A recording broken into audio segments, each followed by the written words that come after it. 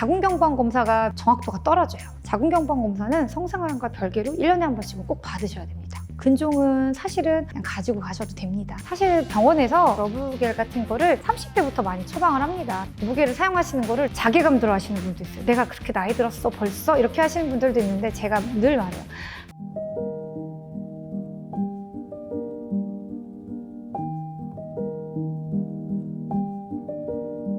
꼭 물어보시는 게 있어요. 애기 낳았어요 이렇게. 그래가지고 심지어 제 옆에 있는 싱글 나이가 좀 있으셨던 선생님은 애 둘이라고 막 거짓말하고 막 그랬어요. 근데 사실 산부인과 의사도 싱글 되게 많거든요. 그리고 저도 인기난 편이어서 아기를 낳지 않은 상태에서도 이제 막 분만을 하고 그랬는데 이게 저희가 환자를 본 경험으로 환자를 보는 거지 아기를 낳은 경험으로 이제 환자를 보는 게 아닌데 꼭 이렇게 출산 여부를 따지시는 분들이 있더라고요. 근데 산부인과 의사라고 해서 꼭 아기를 낳아야만 진짜 산부인과 의사라고 이야기하는 거는 아니라고 저는 생각을 하거든요. 네.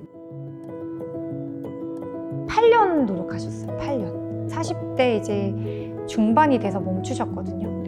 8년 노력하셨던 분이 있는데 아직도 마음이 아파요. 근데 이제 그분이 멈추게 된 이유는 유방암이 발견이 돼서 이제 멈추면서 되게 힘들어하셨거든요. 왜냐면 이제 저랑도 계속 끊임없이 계속 디스커션하면서 많이 받고 뭐 저희 병원만 다닌 게 아니라 계속 돌아다니다가 다시 오고 돌아다니다가 다시 오고 뭐 이랬는데 이제 마지막에는 잘 안 되는 경우도 있어서 우리가 보통 노력하면 다 되지 않나 라고 하는데 안 되시는 분도 있었고 어쨌든 그분 같은 경우는 많이 힘들어 하시더라고요. 자기가 이제 그렇게 내 인생을 많이 허비를 했는데 결과가 좋지 않았다라고 했던 분이 아직도 생각이 나는 분이 계세요. 네.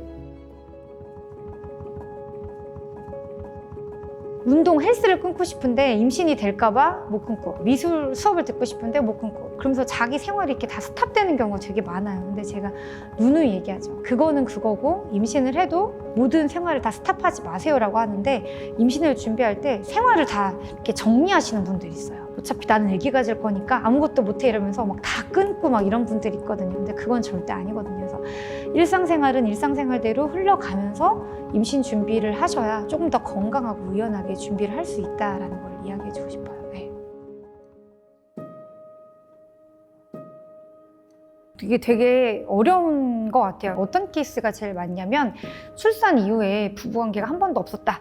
출산 이후에 부부관계를 시도를 했는데 삽입이 안 됐다. 어떤 성적인 욕구, 리비도라고 하나요? 그런 걸 이제 관장하는 호르몬이 이제 테스토스테론. 그게 이제 나이가 되면 이제 남자도 확 줄어들고 여자들도 어느 정도 줄어들면서 그런 충동 자체가 많이 안 생기는 거는 어쩔 수가 없고 이제 삶의 어떤 무게감도 더 크니까 그럴 수밖에 없는데 이거를 해결할 수 있는 방법이 있을까요? 라고 하는데 아직까지 뭔가 드라마틱하게 해결할 수 있는 방법은 없고 그냥 이제 여러 전문가들이나 이제 어떤 문헌에 의하면 결국에는 심리적인 유대감, 정서적인 유대감이 이 문제를 타개할 수 있는 유일한 방법이라고 해요. 사랑의 감정은 아니어도 어떤 동질감이라든지 그런 친밀감이 떨어지는 상태에서는 이제 나이 들어서는 성생활이 진짜 안 되는 거거든요. 이제 실제로 그런 경우는 이제 부부가 대화를 좀 많이 하세요. 그냥 애들 얘기, 자녀 얘기 말고 너에 대한 얘기, 나에 대한 얘기, 막 이런 나에 대한 이야기를 서로 이렇게 터놓고 이야기를 하다 보면 자연스럽게 이제 풀릴 수 있는 부분인데 그럼에도 불구하고 이제 여성의 입장에서는 40대 넘어서의 성생활이 많이 힘든 부분이 있어요. 성적 흥분도가 굉장히 많이 떨어지기 때문에 윤활제 역할을 하는 윤활유의 그런 분비가 많이 줄어들거든요. 그래서 사실 병원에서 윤활제 역할하는 젤이라 그러죠. 러브겔 같은 거를 30대부터 많이 처방을 합니다. 러브겔을 사용하시는 거를 되게 변태적이다라고 보시는 분도 있고 자괴감 들어 하시는 분도 있어요. 내가 그렇게 나이 들었어 벌써? 이렇게 하시는 분들도 있는데 제가 늘 말해요. 30살부터는 많이 쓰는 거니까 이런 러브겔을 쓰는 거를 부끄러워하거나 창피하거나 이상하게 받아들일 필요가 없다. 그러면은 오히려 이제 조금 더 원만하게 성관계를 이어나갈 수 있는 거거든요. 너무 길게 성생활을 안 하면 당연히 위축이 오고 그 공간이 다시 이제 뭔가에 삽입이 이루어졌을 때 당연히 아픈 거거든요. 너무 길게 금욕생활이라고 해야 되나요? 그런 것보다는 좀 주기적으로 성관계를 갖기 위해서 노력을 하셔야 이게 계속 유지가 되는 거거든요. 뭐 6개월에 한 번, 1년에 한 번 해서는 그게 이렇게 안 아프고 평화로울 수가 없어요. 눈에 번쩍 들 만한 이야기를 해드릴게요. 성관계를 하는 사람은 이제 우리가 이제 성장 호르몬의 분비가 조금 더 원활해져서 피부가 더 젊답니다. 여러분, 피부가 성관계를 지속적으로 하는 사람이 아닌 사람에 비해 뭐 10년 이상 피부가 더 젊어질 수 있는 거고요. 운동, 심혈관 운동이 되는 거라서 심혈관계 건강이 더 좋아서 한 연구에서는 뭐 이제 심혈관과 관계된 질병의 발생 비율에 차이가 있다라는 레퍼런스가 있을 정도로 심혈관에도 더 좋고, 또 우리 면역 글로불린 IgA가 분비가 많이 되면서 어떤 호흡기 건강이라든지 면역력 증진에도 도움이 많이 되고요. 그다음에 일단은 삶의 활력도가 더 올라가게 됩니다. 그리고 이제 삶의 전체적인 활력도를 관장하는 테스토스테론의 분비가 조금 더 증가되기 때문에 근육량도 늘어나면서 아무래도 삶이 조금 더 활기차게 될 수 있는 부분도 있고요. 무엇보다도 이제 어떤 정서적인 만족감이라든지 그런 데서 오는 것도 굉장히 무시하지 못할 부분이기 때문에 이제 처음이 어려워요. 아기 낳고 대부분 거의 관계를 안 하다가 처음 시작이 어려운데 어떻게 노력을 해야 되는지, 그리고 꾸준하게 이 정도 횟수는 해야겠다라는 어떤 목표량을 설정을 해놓으시고 부부가 한번 이야기를 해보시는 것도 좋을 것 같습니다. 네. 그렇지 않습니다.